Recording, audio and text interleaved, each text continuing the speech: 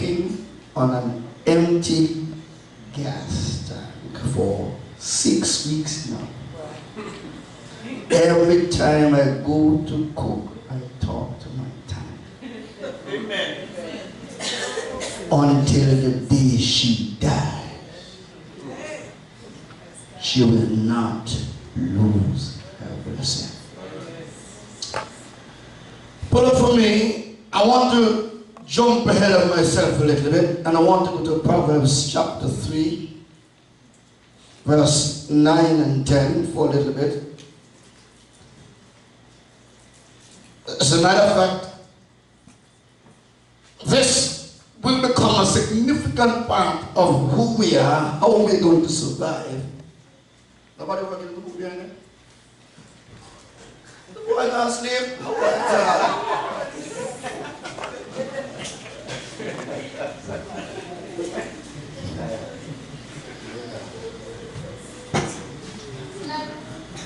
Wow.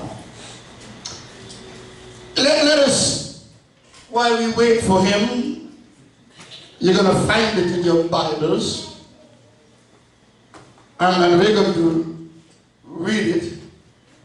Let's read together verse 9 and 10. Let's go together. Honor the Lord with thy what? Thy substance. Is the boss gone? Proverbs 3:11. I said 9 and 10. I didn't even say 11. So you must have count 9, 10, 11. Go to 9, sir. Honor the Lord with your wealth, your substance, and with the first fruit of all your crops. And the King James Version says, all thine increase. Next verse. Then your barns will be filled with overflowing, and your vats will brim over with new wine. Honor the Lord with your substance. From the day I began ministry, every single first salary that I get, I do not spend it, I give it back to the Lord. Great until me dead, God will look after me. Go back to verse 9. And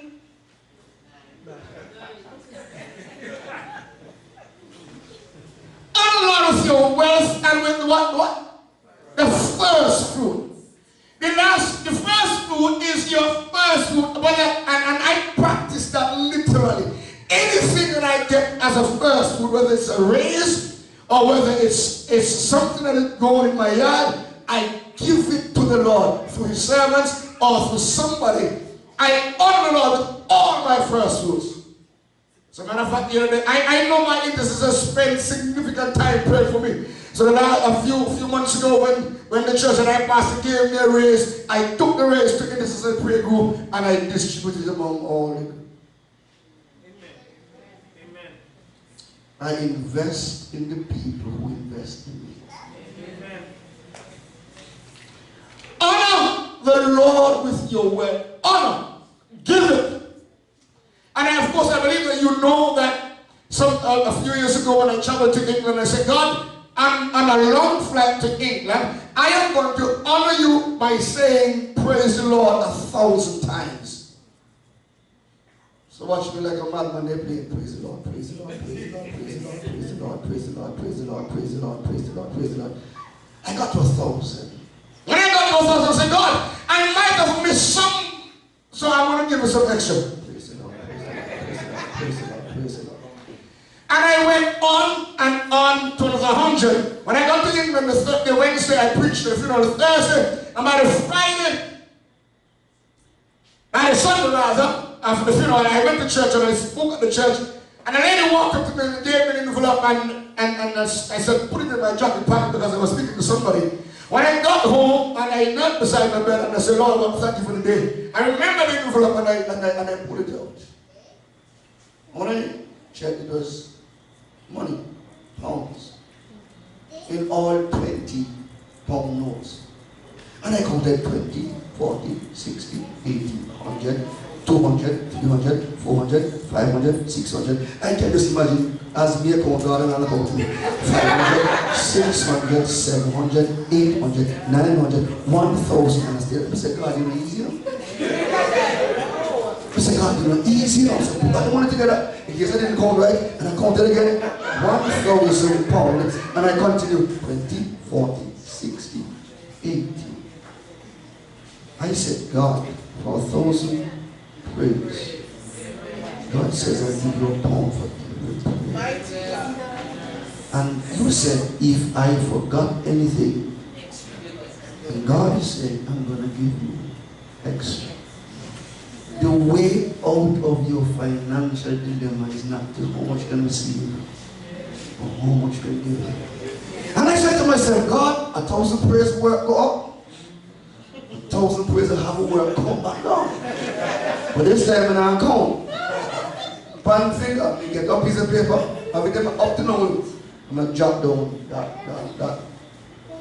Again, of course, the next man busy was the one, I'm going to put that fluff. Before I got on the plane, the first time in all my travels, I'm getting this. I was concerned that my bag was overweight. On the way to the airport, I said, when I get to the plane, I'm going to start my praise, but I'm going to thank the Lord still. When I got to the airport and checked, the lady asked my passport, printed my bag tag, and gave the bag tag to me to put on the bag and carry it with the man over there. Oh no, my bag will touch a scale. When I got to Antigua and said, I'm going to praise the Lord, I said, God, it's a long flight. I wish you gave people to ramp up. I said, Lord, I really can't manage all this long line today. And I got in the airport, and immigration came from me and said, Pastor, you're not supposed to have this long line here. Carry me right in front. Honor the Lord with your substance. I will never be stingy with God. Never. By the way, tell me what do you have that God can't take from you? By the way, let me see your hands up those. I want everybody show you guys. Everybody close your eyes. Everybody close your eyes. Don't look around. Everybody close your eyes.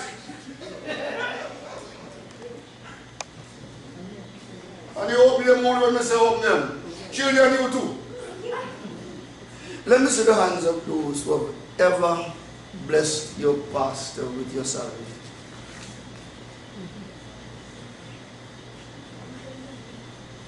Thank you.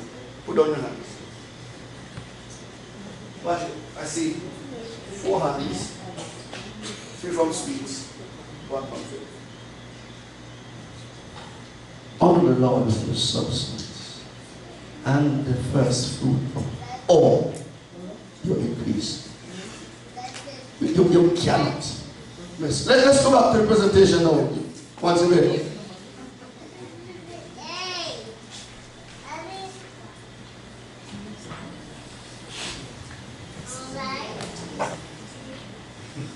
By the way, we ought to have the same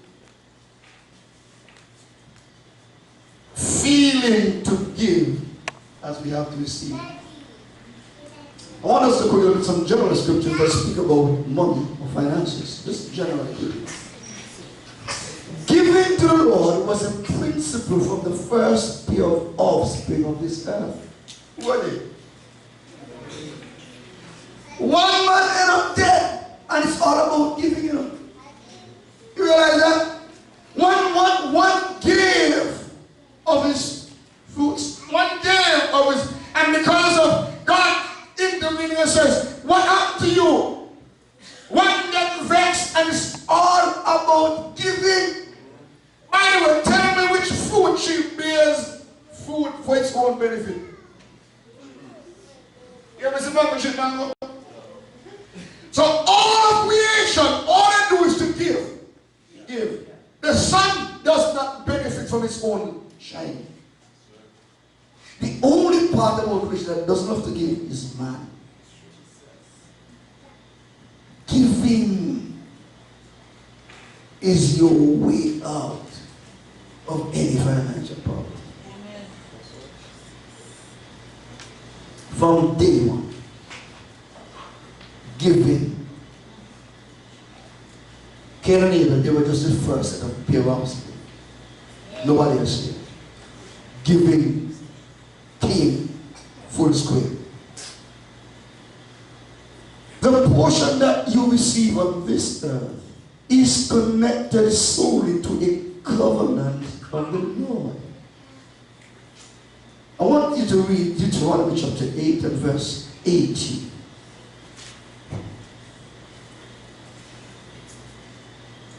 Somebody has it, please.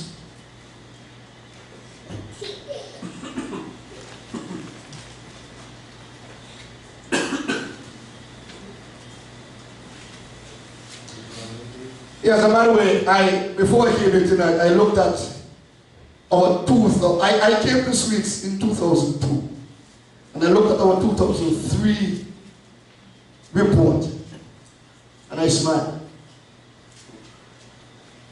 Because when I compare them to last year's one, stretch out.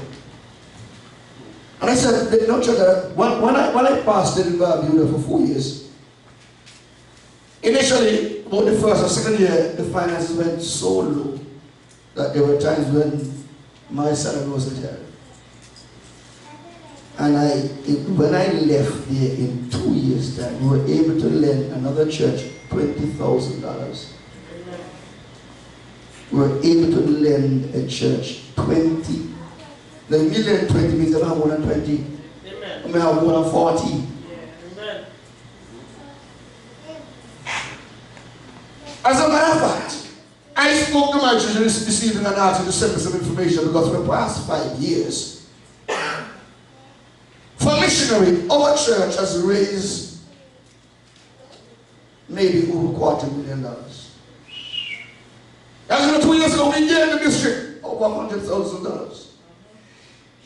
We will not be on the low financially because we give. We give.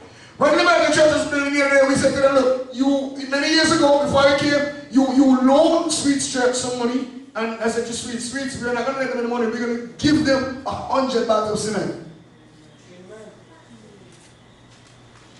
We express this by our giving. Now let's go to Deuteronomy chapter 8, verse 18. Read it.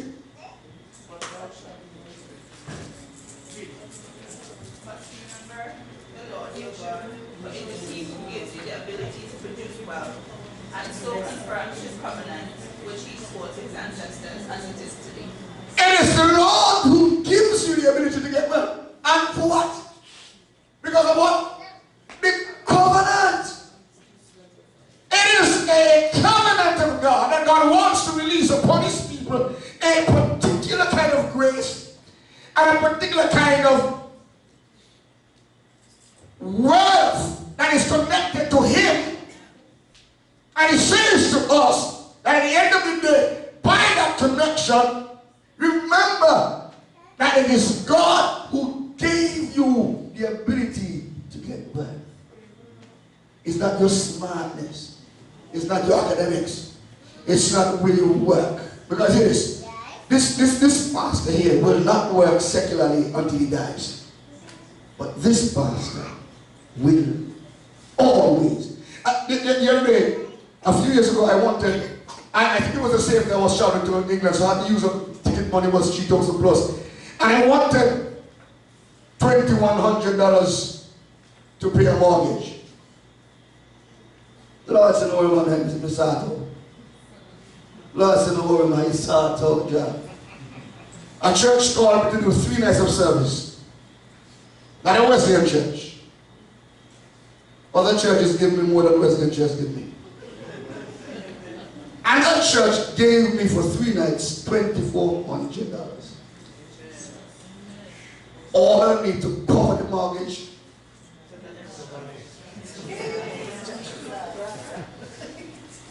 The other day, a man met me and said, Pastor, I've been driving around with $500 in the pocket for months, maybe years now, forgive you.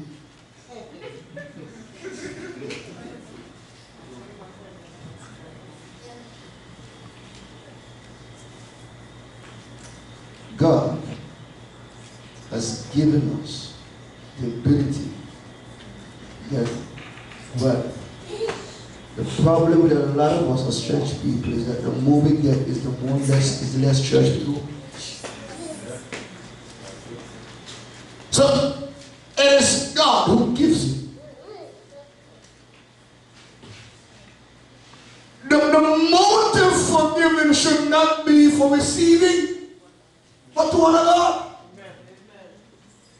That is critically important. Don't give because you want to get.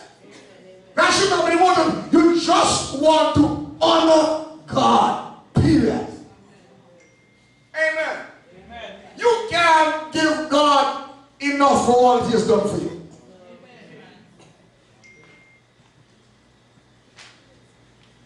And you know what I find? A lot of our church people don't tithe.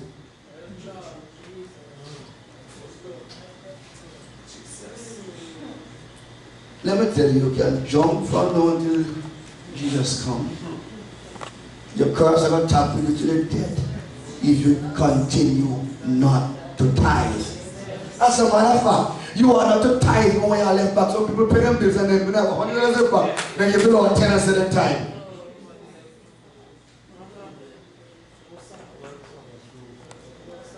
You are not to even give God your tithe on your net. Yeah? Honor the Lord. If as a people we can honor God, and by the way, we're going to talk much about this honoring God today, and tomorrow we're going to talk about honoring God's servant, and you're going to see how God brings that. Honor the Lord with thy substance, and the first of all thy increase. All that increase, just no matter what it is. But all increase, honor God with that. Can't lose. You cannot lose. And he says, so shall thy barns be filled with plenty. What? In that day, the size of the barns speaks to how productive and how wealthy you are. Yeah, just Saturday, our first daughter got married. Thank you. A message came into my phone. Pastor, I don't know your daughter like that, but you've been good to me. And I want to get your daughter a gift. Amen. Is that sure? Why not? No. So she's giving to my daughter, not because of her relationship to my daughter. Amen. But she said, because I've been good to her. You will not lose by honoring God. Amen. So I give to God every first salary, every first fruit, as I practice. My children, first one, second one, they have done the very same. As a matter of fact, when the first one came back from college and started to work, she was here for over 2 months and not working. She said, sometimes you always get a touch of a spirit of somebody that influences you. And I said to her, Tanil, call the job. Tell the job come find you. And she said, that we don't declare that September month now come, I'm going to get one job. I said, yes. Yes. So they called her. Friday, come start work on Friday. You know why? Because when the Monday comes, September don't come. September don't reach, and the declaration is she must get one job before September. So the people could not even wait for the Monday. No, they don't go for the declaration. But in the spirit realm, they had to call her to come into work the Friday. Because of the declaration. As a matter of fact, Friday was the first. And she said by 1st of September. Now normally you call them to start for the Monday. But the Friday was the first and she was called to come to work. The Friday the first. Honor the Lord.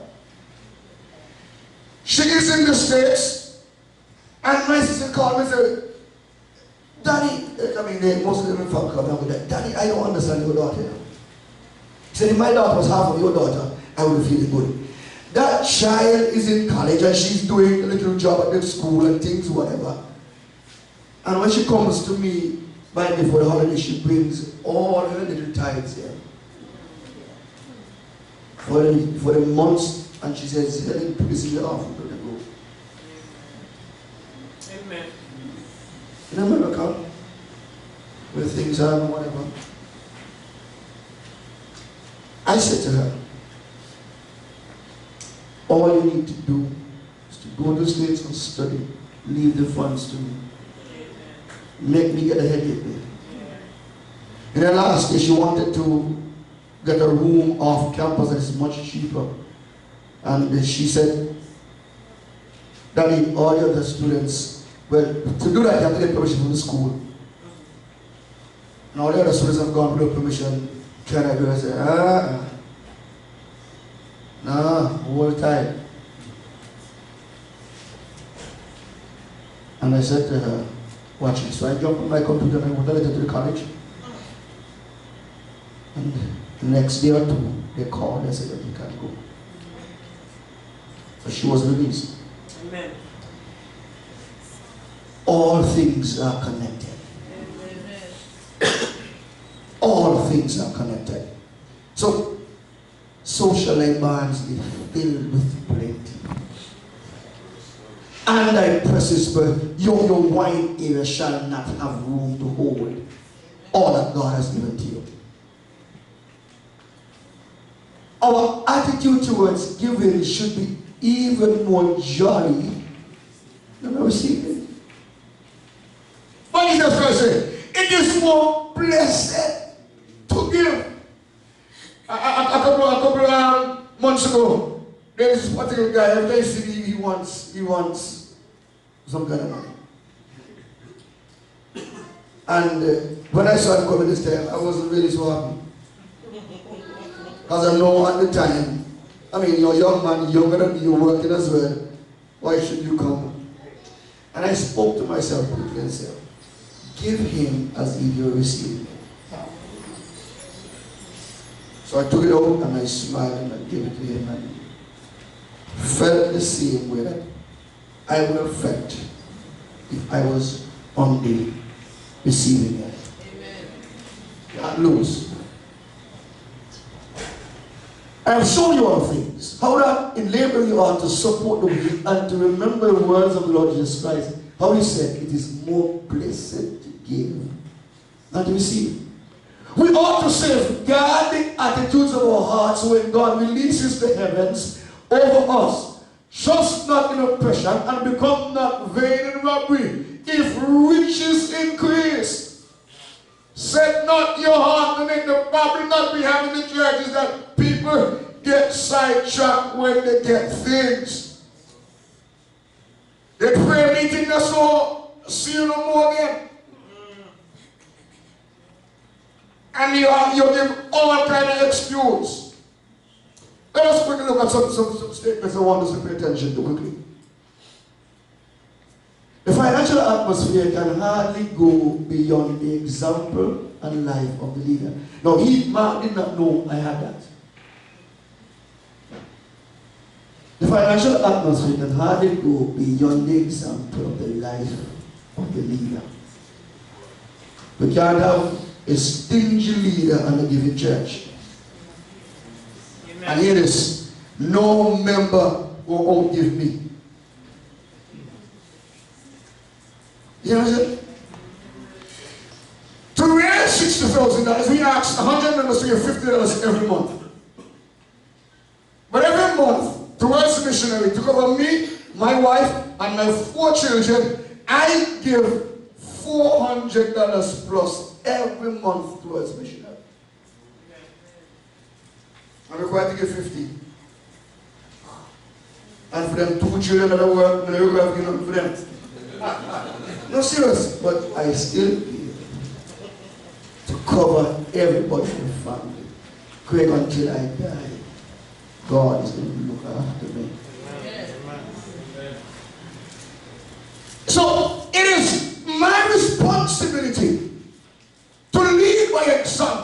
and encourage people to give. The practice, this is important. You must know the practice and history of the church. There are some churches that will never be financially blessed until they break such curse and bad history. One time a man came to Auntie and he says to us, there was a church in the States that never treated the pastor right. And God sent a prophet to that church and tell him, sell the church building. And every dollar, give it to every pastor who ever pastored that church. Every last dollar. Hey, you know how I say? Some people so much and we little. There are some churches that they not stop have fundraiser, but they not gone away. I do not depend on fundraiser to see the growth of a church financially. I do not.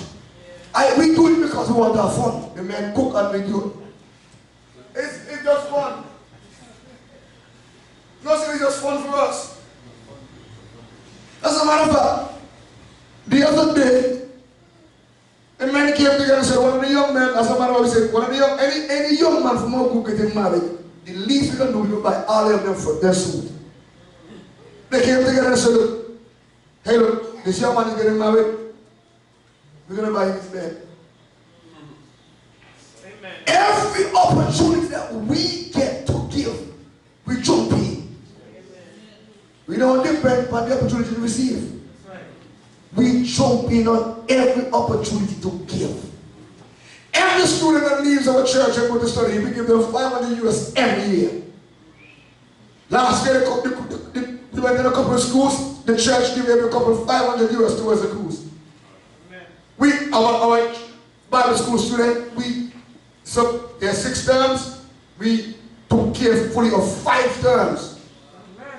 He said we want to be responsible, so you give them one. Yeah, just get it, so on. We take care, we jump in on every opportunity to give. As a matter of fact, we can rebuild our church now, and based on what we have, bank can't tell us no to get $1 million with ease.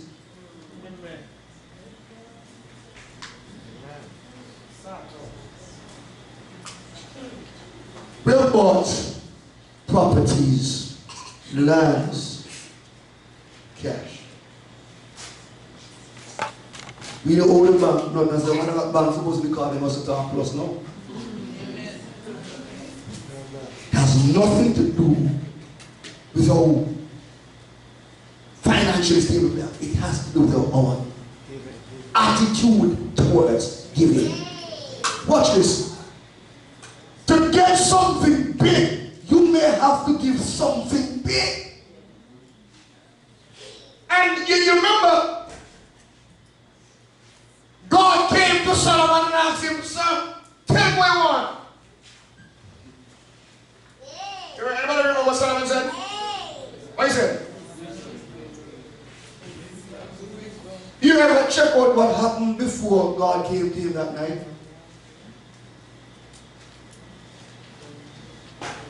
That was the night when Solomon offered 1,000 sacrifices to God. The Bible says in the same night. No, you can't afford to miss that. You cannot miss that. If you don't get this, don't miss this. Let us look at 2 Chronicles 1 and verse 6. Can't miss this. As a matter of fact, I tell people, if this life offers me a position that robs me of touching base with the common man, I don't want it. I don't want to be so big in this life that I can't reach common people. If life offers me a position that takes me away from touching base with ordinary people, sit them up and domino, chat, I don't want it. So I don't want you to forget number 2 now. Number 2 says the practice and history. If you have a stingy church, you will always be in financial lack. You have 2 Chronicles 1, verse 6. Read it for me.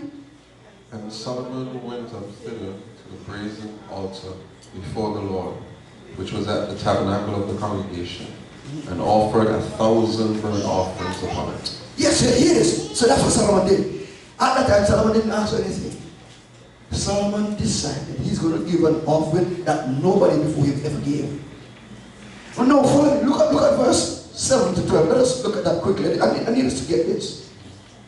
And that night did God appear on... Hold on. What night he said? Same night. In that night. What? All the days before that. All the nights before that. As soon as he offered something big to the Lord came to with something big for him. Carry on now, sir. And said unto him, ask what I shall give thee. You got a chance to you. Quick. Ask. Well, What? So, what he released from earth was big. What heaven opened to him was bigger. Ask what you want. I like Bill Gates sign one check and give you. And not put in no figures. And say you can tell you put in whatever figures you want. Look at the connection. It brought something big out of heaven because Solomon set up something big. Too many of us want big blessing and don't give that. Carry on, sir. and Solomon said unto God, Thou hast showed great mercy unto David my father, and hast made me to reign in his stead. Now, O Lord, let thy promise unto David my father be established, for thou hast made me king over a people like the dust of the earth in multitude. Give me now wisdom and knowledge, that I may go out and come in before this people. For who can judge this people that is so great? God said to Solomon, Because this was in thine heart, and thou hast not asked riches, wealth, or honor, nor the life of thine enemies, neither yet hast asked long life, but hast asked wisdom and knowledge for thyself, that thou mayest judge my people, over whom I have made thee king. Wisdom and knowledge is granted unto thee, and I will give thee riches and wealth and honor, such as none of the kings have had that have been before thee, neither shall there any after thee have the like. You see that? Because Solomon did something that none before him had done. And because of that, he drew a blessing from heaven that none before him or after him ever get. You can't give marginal and expect big. I want us to read quickly chapter 7, verse 4 to 6, and then verse 12. Again, there is always something big that comes up right after he offers something big. Then the king and all the people offered sacrifices before the Lord. And King Solomon offered a sacrifice of 22,000 oxen, Yes, sir. and 120,000 sheep. So the king and all the people dedicated the house of God. And the priests waited on their offices, the Levites also with instruments of music of the Lord, and David the king, which David the king had made to praise the Lord, because his mercy endured forever.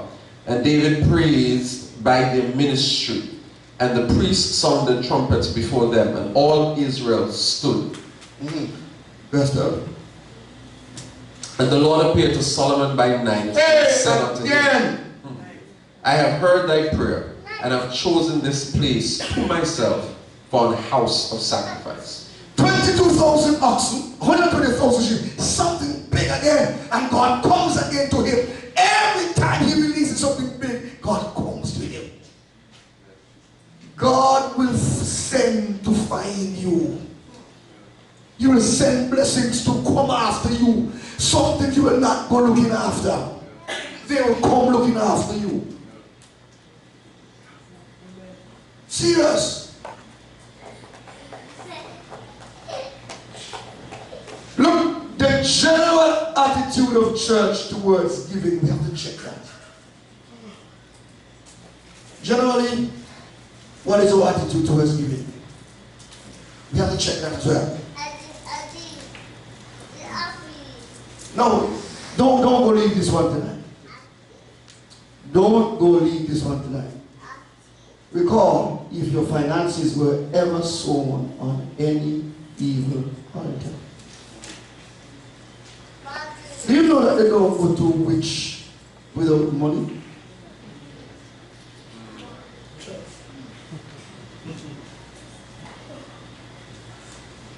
By the way, your salvation might be significantly different than your financial blessing. You might be sweetly saved, but your finances still cursed. What do I mean? If you have ever gone to any witch, go pay for reader, go pay for washing, go pay for protection, go pay for... You have sown your seed on evil altars. If you have paid money to do wrong, if you have given money to do things that are not right in the sight of God, your money has been sown on evil altar. And some people come in the church with the thing, as soon as they get saved, all their financial dilemmas are out the window. That's how you go. Some people's finances are cursed. And by the way, let me say, you know, many years ago, they used to have something some people call Migo Man.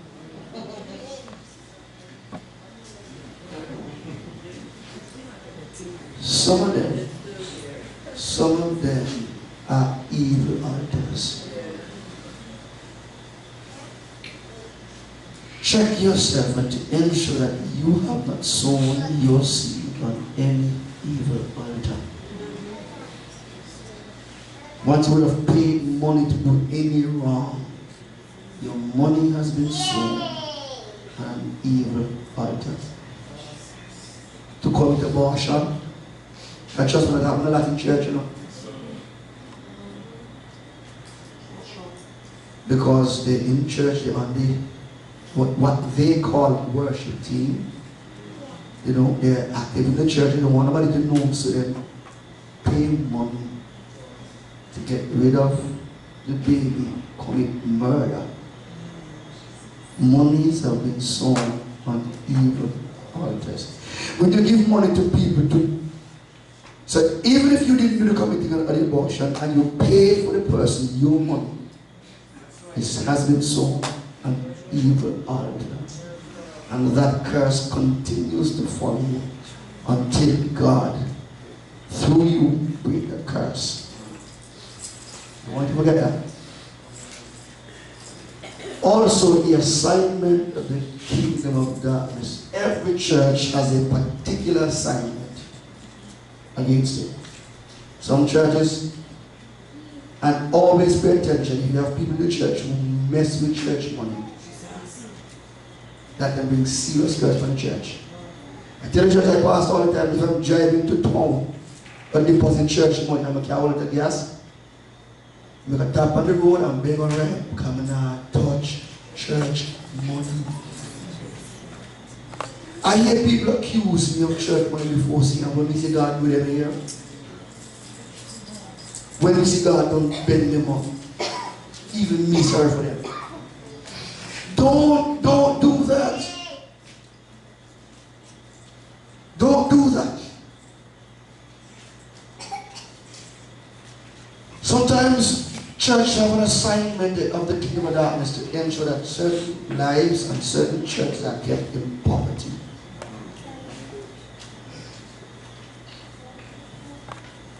There's an assignment we have to watch out for. Anybody who messes with church money must seriously repent to break curses over church. Yeah?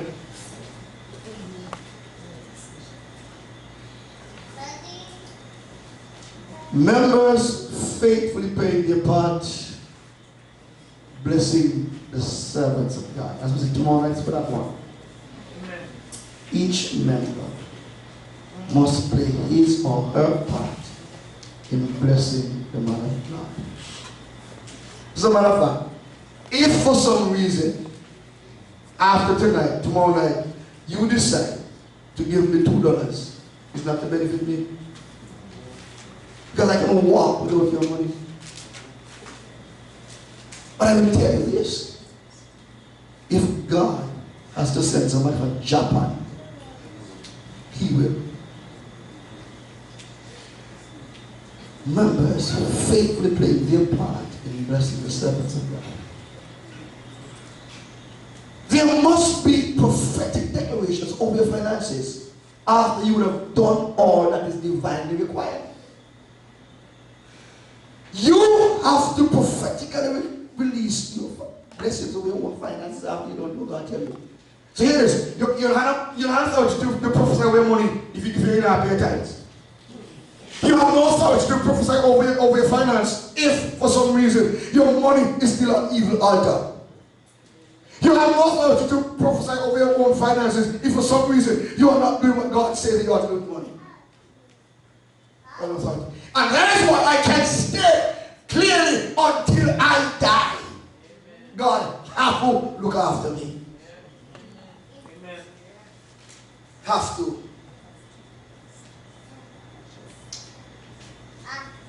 The very same year after our first daughter enrolled in the Bible college was the same year I became superintendent.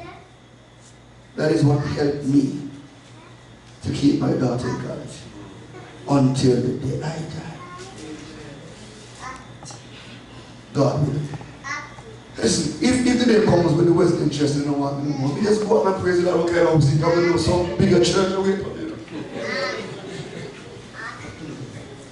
Serious. There's some territories I go overseas, if they're full. They roll a great camp and give it out. Travel to Barbados to the crusade. When I got the first, that lady went up to me. Can I take a briefcase? Scratch me head now. I don't want to give my pressure to nobody, you know, big shot now, you know. So I didn't want her to feel bad, so I said, oh no, okay, I love her. What's the one tomorrow night? Yeah, okay. Went to another church to preach and they took my briefcase, and the second night the flight to the I go so fast. She come down to I don't, and I'm not one of those preachers that don't wait until service don't start long there for walking, for look back, oh, the preacher is coming. I want to be an ordinary guy who would continue to make prophetical release for my finances. In the name of Jesus. And anybody who sow into my life, I water their seed of them. Sometimes in the night I say, Lord, whoever has blessed me, this night I bless them. In the name of Jesus. You need to set your end straight and start to talk about your finance. Set your end straight and start to prophesy over your finance. I remember that I got a salsa plant from my mother. Planted it, come big and every time full of blossom, and I go on and I jump off. And me get fed up with this thing. I say, salsa she man, I bring it up for ton. I say, me want to eat salsa from you. My problem is I didn't tell you how much. And then hold on one. Look, to this day is the sweetest salsa that I ever ate. Give me about 2 more after that and they say, you need to tell me how much to go there, no? We can't stop it. But it received my prophetic release. When you release something, release it accurately, straight. It is. Elijah said to God, God, it is enough, take my life. No. For the time he said that in the same chapter, God found his replacement. The very same chapter. Careful what you say. Amen. Careful what you say, even if you want finances, while the books, but Tom says so. Tom says so. No. Speak over your finances, but you must set your end straight first.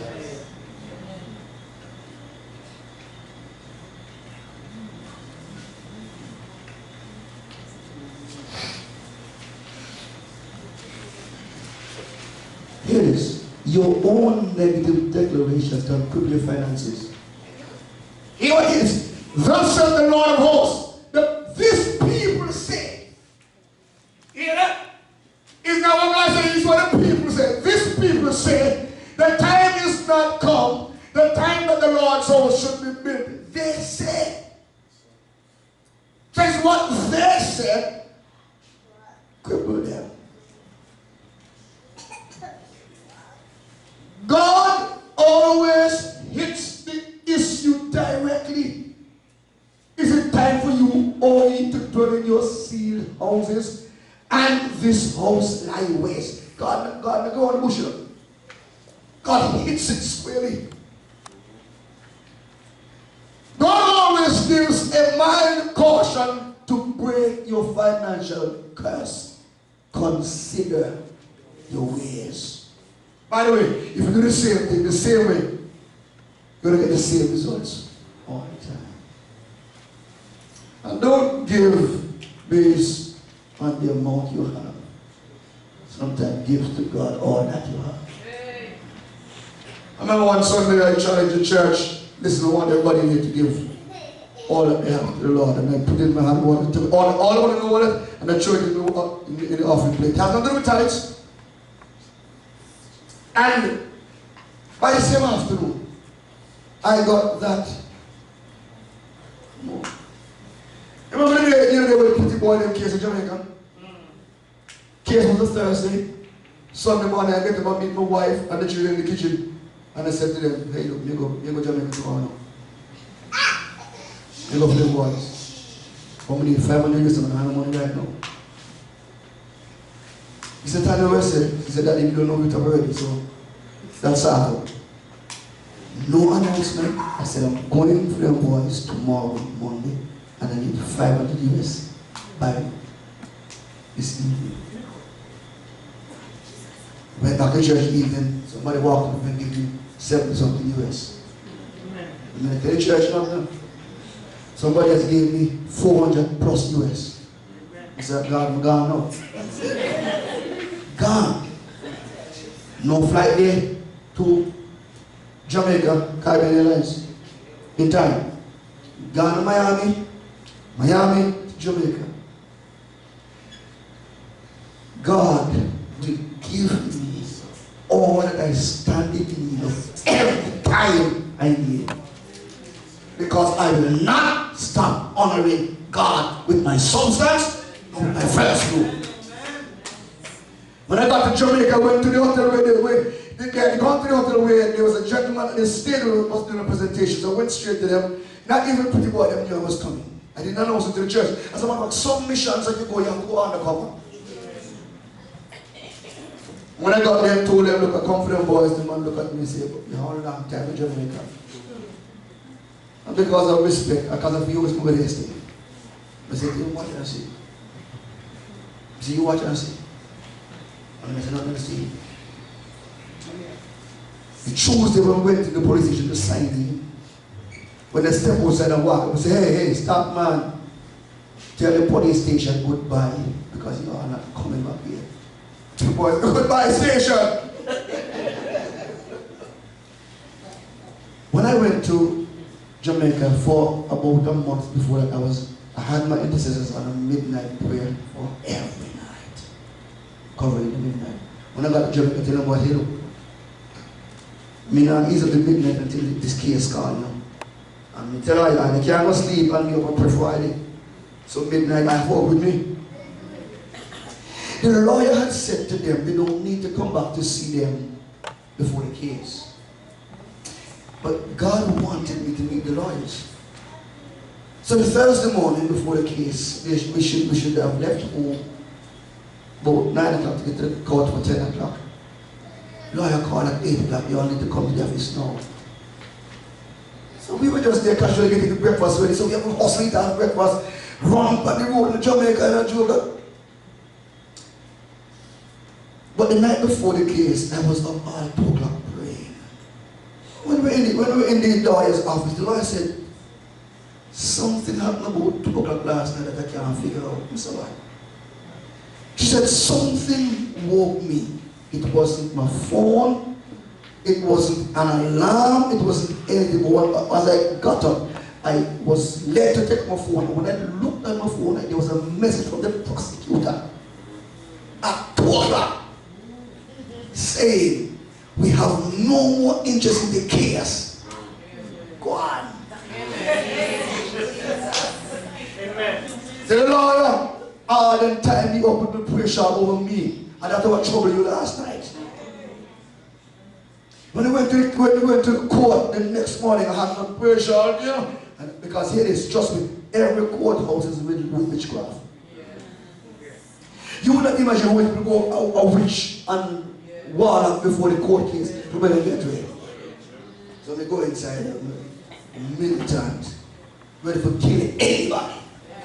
I don't mean killers but children. Any demon put on their head, get shut off. When the case was done, the lawyer said to the judge, sir, I am going to declare them free. The judge said there is no case for me there to declare nothing. Them just need to go ahead. I don't even need to declare one case this is, because no case there. God will honor anybody who honors him. God always gives a mild caution, consider your ways. And I think God, you're not doing God a favor now. Amen. You're doing your own self good.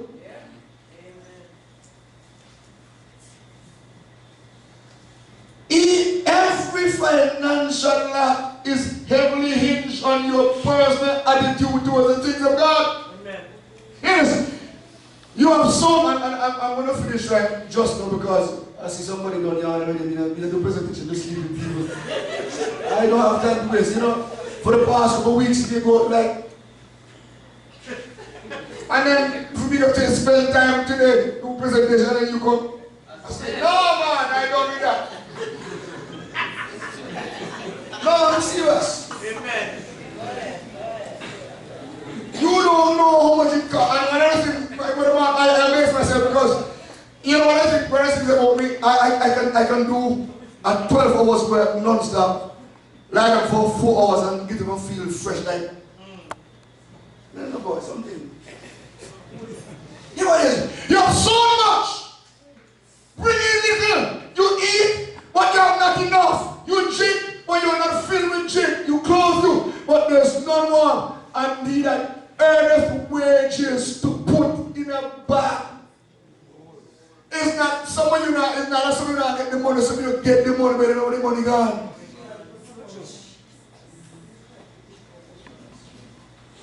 It's not that you don't get good salary. Some of us get good salary. And by the way, I will not require my members to do anything that me not do. If I tell you to give, it means, trust me, put in the 20 black. That may give. Your every financial lack is hinged on your personal attitude towards the things of God. Many of us walk into church anytime, but not our jobs.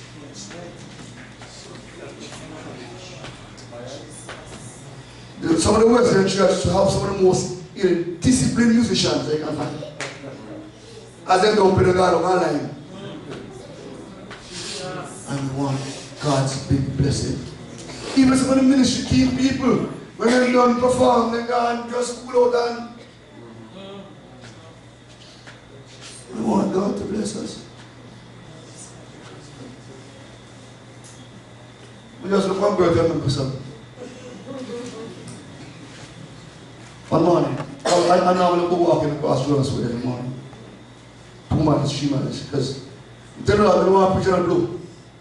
I want to be fit. So I was going to preach on power, and any young man come try to we can still stand. That particular morning, it was raining. When I got to Roman Hill, a guy said, Pastor, you're going to walk into my ramble and see where I come? I said, cool, man.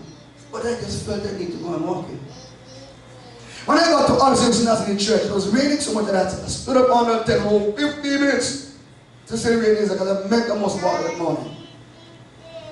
Then I reached up to Olson and said, let me call the driver and tell him, meet me by the gas station. But something to tell you need to keep walking. I kept walking. Kept walking. You see where this the faith sign is? On the road? When I got to that junction going across, I saw an envelope in the road and a car coming down. So I stepped over the envelope. I didn't know what it was, so the car would pass. But as I stepped, something grabbed my head. And I said no. So I went back, picked up the envelope. It was wet, so I realized that there was money inside it. So I'm looking at the envelope, so I see a name. Didn't see the name, but I went back, I see a book almost falling in the gutter. So I took up the book. Scanned through the book, look at the front page, we see a number, call the numbers and nothing. Then we see an estimate in there for birth. With birth name. I said, alright, good key. So I called Bert. I said, Bert, you lose a book? He said, no. I said, look, take good. He said, oh, yeah. I said, I have a bunch of us who come. So let's keep on walking. So Bert met me way down the road. He says, Pastor, nobody can tell me no God. He said, last night, Fitzy gave me this envelope with $1,800 to do something. I just picture if I had turned back, I want them poor boys find me. Them boys that blew smoke.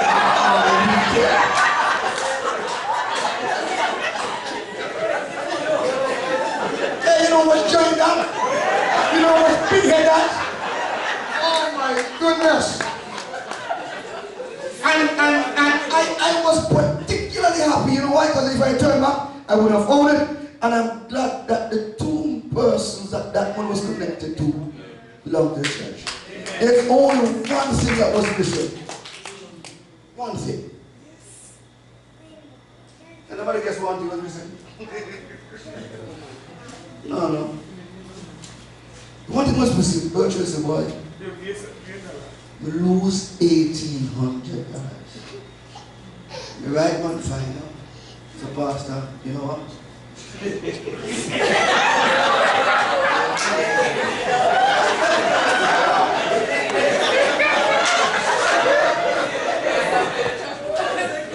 Bless you. I will tell you, before that day done, he didn't get more than $1,800. When I ask you. But nobody gets over the comment. They don't know.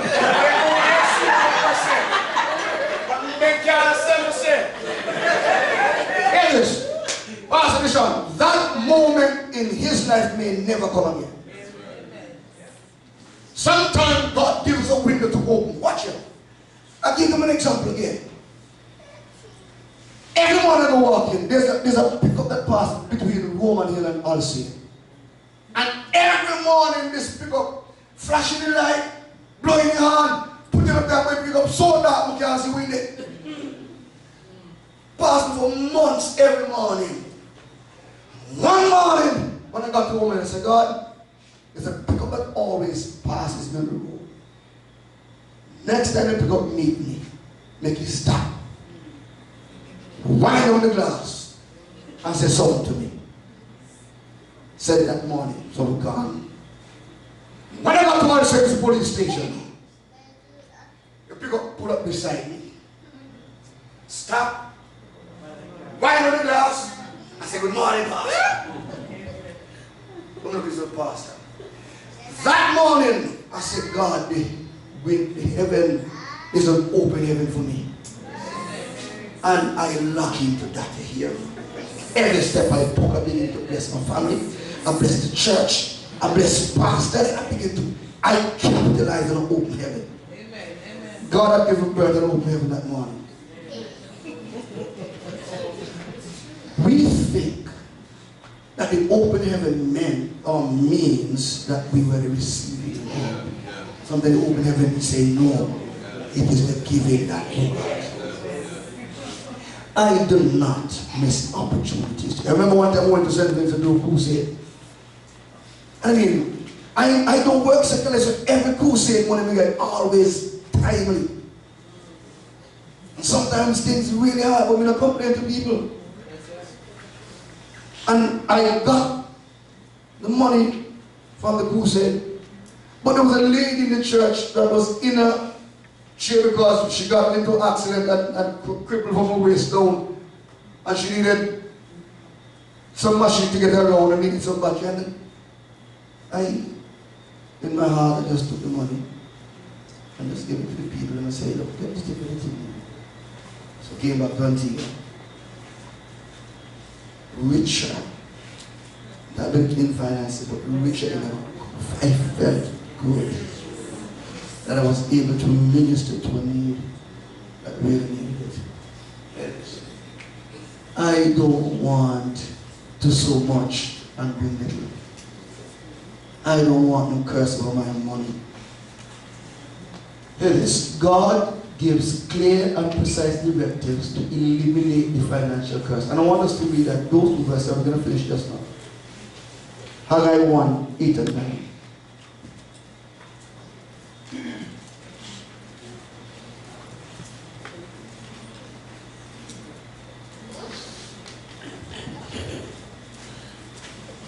Go up to the mountain and bring wood and build a house, and I will take pleasure in it, and I will glorify it, said the Lord. Ye looked for much, and lo, it came to little. When ye brought it home, I did blow upon it. Why? Why, said the Lord of hosts? Because of mine house that is waste, and ye run every man unto his own house. Hear what God says. Simple solution. Just go. God didn't even just go to the mountain and get the wood and do the house. Simple. If you want your curse, just start change your thinking. Yes. Change your mindset and that. You never want to go back and pay no back pay. Just start afresh. And God said, you know what? When you did your sowing, I blew on it. So, and by the way, you can rich until you're not rich, but if God lock up here from you dark better than you. Watch it. It says, go to the mountain, bring wood, build a house, and I will what? God delights to bless you more than you can ever imagine.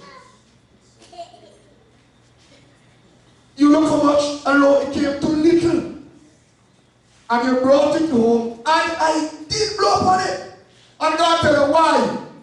Said the Lord of hosts, because of my house, lies ways, and you in a fancy house. And tomorrow night we're going to see, hear this. Even if the man of God is a millionaire, he has nothing to do with you, how much you should give. That's right. Amen.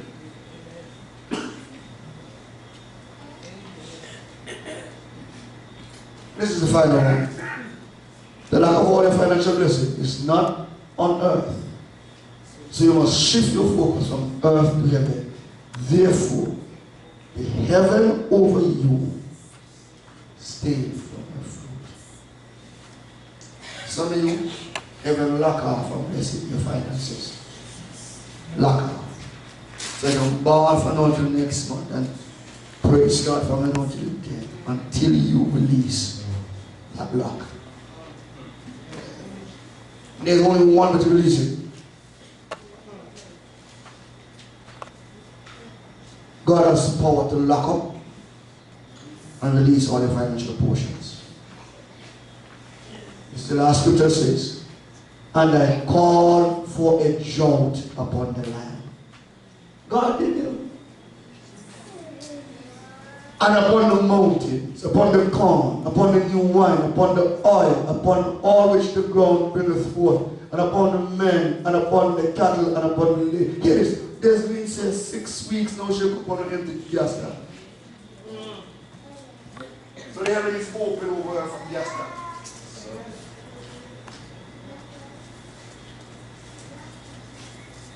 You have the key on earth to open heaven's treasure. I know some people believe more if I'm a white man from America. But you know why? It was important for Mark, I think, examples that we cannot deny. And I do believe that Craig also can say something on that respect as well. He's my brother, so he know my life. He know my life. I do not want my finances to be cursed, nor the heavens to lock up over my finances. I want to be able to flow.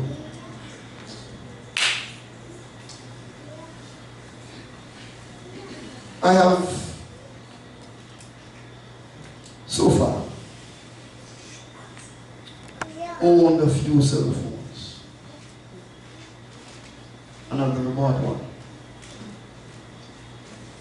And I learned to wait on the Lord. The pickup that I own, I didn't go for it. It's one Christmas Eve, I came home with it parked in my garage. I said, I called past this Christmas, man. So and so and so, do so and so. You're good. No down payment, nothing. Until I die. I'm not going to stop honoring God. God is not going to lock up heaven over my finances. Again, I'm not telling you anything that you don't know. I'm not telling you things that you don't practice. And so tonight, I want to end it there.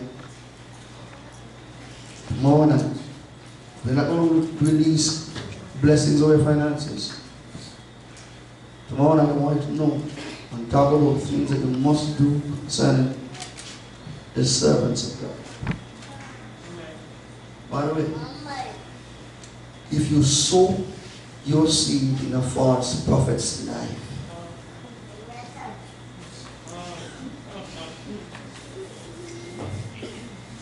you shall reap exactly that. If you sow the true servant of God's life, you shall be rewarded.